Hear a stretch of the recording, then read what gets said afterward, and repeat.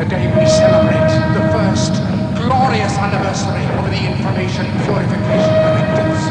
You created, for the first time in all history, a garden of pure ideology, where each worker may bloom, secure from the pests, obeying contradictory thoughts.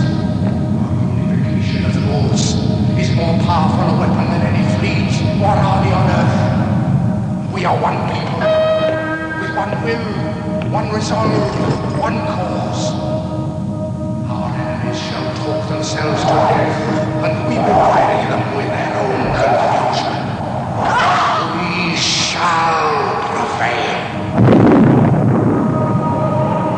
On January 24th, Apple Computer will introduce Macintosh.